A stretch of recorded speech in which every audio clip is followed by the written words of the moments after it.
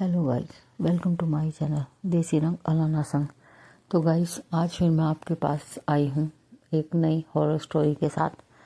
Story का नाम है प्रेत बाधित हवेली की रात।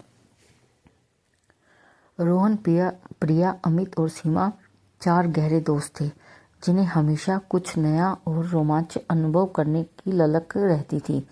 एक सप्ताहांत उन्होंने शहर के बाहरी इलाके में स्थित एक पुराने वीरान बंगले में जाने का फैसला किया। इस बंगले के बारे में कई खौफनाक किस्से मशहूर थे। स्थानीय लोग बताते थे कि यहाँ एक परिवार की रहस्यमय ढंग से मौत हो गई थी और तब से यहाँ अजीबोगरीब घटनाएं घटती रहती हैं। दोस्तों ने इन कहानियों को सिर्फ कोरी अफवाह माना और इसे अपने अगले साहसिक कारनामे के लिए एक बेहतरीन जगह समझा।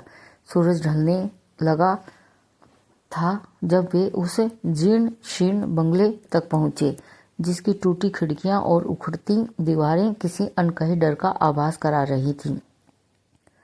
बंगले का भारी लकड़ी का दरवाजा धीमी चरमराहट के साथ खुला, जैसे सदियों के बाद उसे पहली बार खोला गया हो। अंदर कदम रखते ही उसे एक अजीब सी घुटन भरी और मिट्टी की गंध ने घेर लिया, जो हवा में घुल चुकी थी। हर चीज पर धूल की मोटी परत जमी हुई थी, मानो समय यहाँ आकर ठहर गया हो।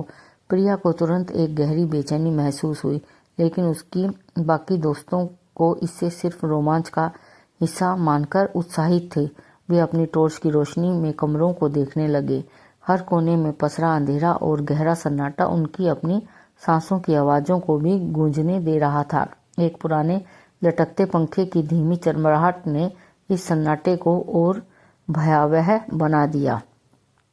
वे हॉल में बैठे आपस में बातें कर रहे थे, तभी उन्हें ऊपर की मंजिल पर हल्के कदमों की आवाज़ सुनाई दी। अमित ने हंसते हुए कहा, लगता है भूत आ गई। लेकिन रोहन और सीमा ने एक दूसरे को देखा। उनके चेहरों पर चिंता की हल्की रेखाएं उभर आई थी। उन्होंने सोचा कि यह शायद हवा का काम होगा, पर आवाज़ें धीरे धीरे तेज होने लगी, जैसे कोई भारी चीज को घसीट रहा हो। अचानक पास के एक कमरे में एक जोरदार धमाके की आवाज़ आई। वे चौंक कर उठ गए। जब उन्होंने टॉर्च की रोशनी की तो उस कमरे में झांका तो देखा कि एक पुरानी मेज जमीन पर गिरी हुई है, जबकि कुछ ही पल पहले वह अपनी जगह पर ठीक पड़ी थी। प्रिया का चेहरा डर के मारे सफ़ेद हो चुका था।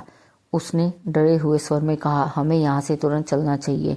यह जगह ठीक नहीं है। रोहन, जो हमेशा तर्क पर विश्वास करता है, उसे किसी जानवर या तेज हवा का काम बता रहा था। हालांकि अब वह भी थोड़ा सा असहज महसूस कर रहा था। जैसे जैसे रात गहरी होती गई, घटनाएं और भी अजीब होती चली गई। उन्हें बार बार ऐसा लग रहा था कि कोई उन्हें घूर रहा है, जबकि वे इस वीरान जगह पर अकेले थे। एक बार जब रोहन ने अपनी टॉर्च एक पुराने शीशे पर चमकाई तो उसे अपनी परछाई के पीछे क्षण भर के लिए एक काली धुंधली आकृति का भ्रम हुआ। उसने आंखें मली और पर आकृति गायब हो चुकी थी। क्या यह महज एक भ्रम था या कुछ और भयावह?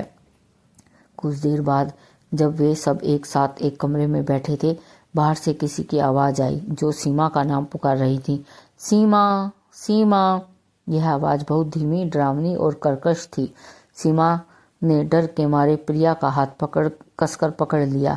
अमित ने हिम्मत बटोरकर खिड़की के बाहर झांका, पर वहां सिर्फ घना अंधेरा और पेड़ों की सरसराहट थी। आवाज़ फिर आई, इस बार थोड़ी और स्पष्ट। सीमा, कहाँ हो?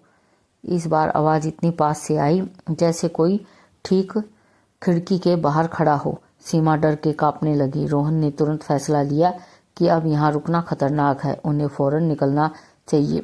लेकिन जब तक वे दरवाजे की ओर बढ़े तो वह अंदर से पूरी तरह बंद हो गया था। उन्होंने दरवाज़ा खोलने की हर मुमकिन कोशिश करी, लेकिन वह टस से मस नहीं हुआ। अब तक उनके दिलों में घर कर चुका था। तभी उन्हें पीछे से एक ठंडी सर्द हवा का झोंका महसूस हुआ, मानो कोई अदृश्य चीज उनके बेहद करीब आ गई हो। जब वे पलटे तो हॉल के बीचों बीच उन्हें एक धुंधली सी आकृति नजर आई। वह एक औरत की तरह दिख रही थी, लेकिन उसके बाल बिखरे हुए थे और आंखें पूरी तरह काली और खोखली थीं। उसके होंठ धीमी गति से हिल रहे थे, जैसे वह एक अस्पष्ट बुदबुदा रही हो।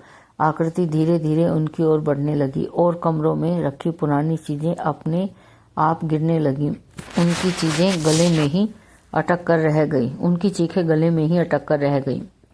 आकृति के लगातार बढ़ते ही डर के मारे वे किसी तरह एक छोटी खिड़की के बाहर कूदने में कामयाब रहे। बंगले से बाहर निकलते ही वे बिना रुके जितनी तेजी से भाग सके भागे। वे सुबह होने तक भागते रहे, जब तक कि वे शहर की जानी पहचानी रोशनी तक नहीं पहुंच गए। जब बाद में पुलिस ने उस बंगले की जांच की तो उन्हें वहां कुछ भी असामान्य नहीं मिला। दरवाजा खुला हुआ था और मेज अपनी जगह पर सही सलामत रखी थी, लेकिन दोस्तों को पता था कि उन्होंने जो अनुभव किया है वह केवल उसका वहम नहीं है। उस रात का भयानक उसकी यादों को हमेशा के लिए गहराई तक बैठ गई थी। वे आज भी उस बंगले के पास से गुजरने की हिम्मत तक नहीं कर पाते हैं और उस रात की कहानियां आज भी उनके बीच एक अनकहे डर का कारण बनी हुई हैं। Thank you guys. आपको मेरी ये स्टोरी कैसी लगी कमेंट्स करके बताएं। मेरे चैनल को सब्सक्राइब करें, लाइक एंड शेयर करें। Thank you.